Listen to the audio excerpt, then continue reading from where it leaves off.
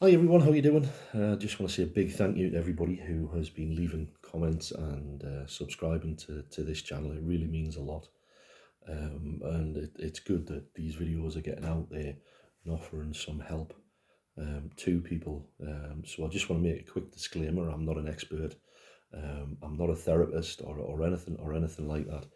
I'm just somebody who has been around the 12 steps for a number of years and had um, a number of people who have really helped me and supported me to get me to the place where I am today, which is to a place where I feel comfortable in my own skin, and I'm free from the misery, pain, and suffering of gambling addiction, which is something that I never in a million years thought possible. I thought I was done for. Um, so previously we talked a little bit about powerlessness and what it means to be powerless, and the fact that um, a lot of people think that well, if only I just don't gamble, because when I gamble I continue to gamble. So they can understand the fact that once they start gambling, that they're powerless to stop themselves from continuing. So if that's the case, it'd be really easy. We could just say, right, we just don't do it. But the issue is we're not only powerless after we start gambling, we're powerless before we start gambling, which is why we place the first bet. So a gambling addict, they don't decide to gamble. Instead, we're at the mercy of an irrational idea over which we have no power to resist. And this can happen at any time. We don't, there isn't any trigger or anything like that. We can be happy, we can be sad, we can have money, we can have no money, we can have great relationships, we can have crappy relationships, we can be employed, we can be unemployed. But at certain times, this irrational idea will return, that, oh, why don't I just put a tenner on? It'll be all right. And we don't have the power to resist that irrational idea. If I could tell what my next thought was going to be, I could guard myself against it. But we don't know what the next thought is going to be. We don't know what's going to pop up in our mind at any given time when we can't see into the future. Um, these thoughts, they just arise, and we're powerless to control our thoughts. Um, you know, and this is what it is. It's like, this might blow your mind, but gambling really isn't the issue in this respect. And that might sound a bit like, what you're on about, what you're on about. What is the issue is the lack of power on our part. So we can have these irrational thoughts um, that arise. We have no control over when these irrational thoughts arise. But when these irrational thoughts arise, we lack the power to resist them. And half the time, we don't even realize what's happening. How many times have you gone back to gambling and banged on the machine? How the hell did this happen? How did this happen? There's a strange mental blank spot, if you will. It's like the thought process in the mind switches off for a period of time, and then all of a sudden, before you realise it, you've blown two, three, four, 500 quid, £1,000, or whatever, and then your bank account's empty. You're back with no food, no rent. You know what I mean? You risk losing your home and everything, and you're thinking, how the hell did that happen?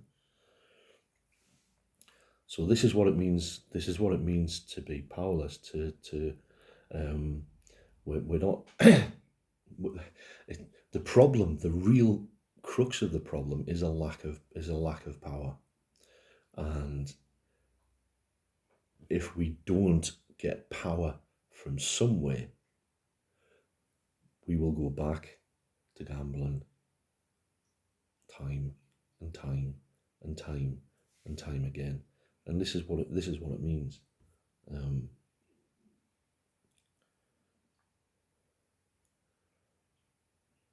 so this is what makes us different from other gamblers. Other gamblers can go spend some money, have a good time, and then leave it. With compulsive gamblers, it doesn't work like that. We have there's something going on within the mind, and there's something also going on within our bodies, which is a bit baffling. Um, we have this. When the thought arises to gamble, we don't have the power to resist that thought. And then when we start to gamble, because of the endorphins and because of the dopamine that we're seeking and we're getting, and that's going around in our body's craving for that win. Give me the win, give me the win. And when we get a big win, that's never enough. We want more, more. So it's not really about the money, is it? It's not really about the money.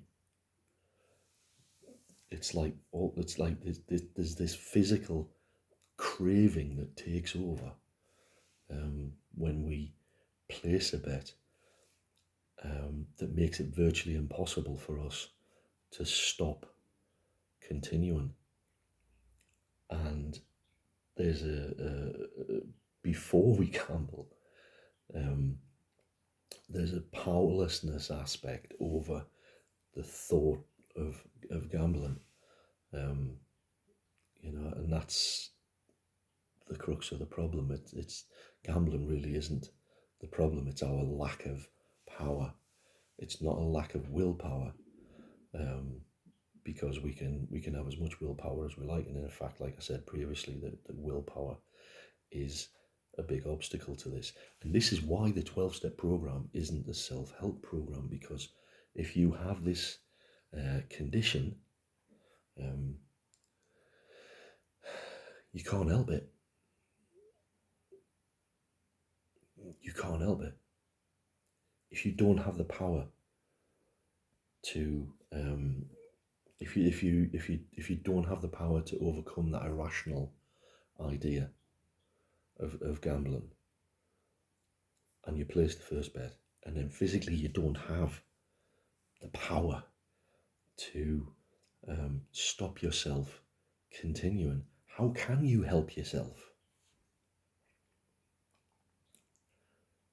And this is why the 12-step program is not a self-help program. This is why we go through this process. We recognize and understand that we in of ourselves are powerless to prevent ourselves from gambling. And as a result, we become willing to believe that a power greater than ourselves, because we're the ones without the power, so we have to believe that something other than ourselves can restore us to sanity. We have to be willing to believe. And we're not talking about like kind of religion or anything like that.